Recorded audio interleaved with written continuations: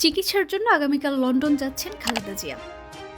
বিএনপির চেয়ারপারসন বেগম খালেদা জিয়া আগামীকাল চিকিৎসার জন্য লন্ডন যাচ্ছেন।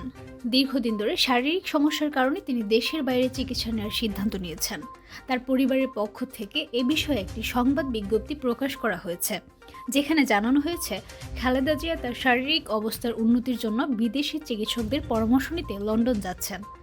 খালেদা জিয়ার পরিবারের সদস্য থেকে জানানো হয়, তার শারীরিক অবস্থার উন্নতি ঘটাতে কিছু বিশেষজ্ঞ চিকিৎসকদের পরামর্শ নেওয়া প্রয়োজন।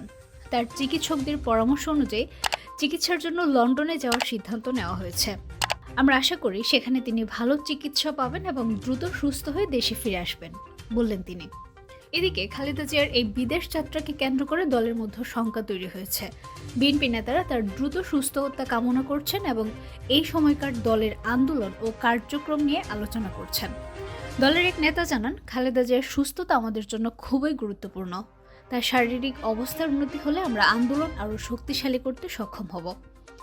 পুলিশ ও নিরাপত্তা সংস্থার সূত্রে জানা গিয়েছে, খালেদা জিয়া লন্ডন যাওয়ার জন্য প্রয়োজনীয় সব অনুমতি পেয়েছেন এবং তার বিদেশ যাত্রার প্রস্তুতি সম্পন্ন হয়েছে। তার চিকিৎসা নিয়ে সরকারের পক্ষ থেকে কোনো বাধা আসেনি।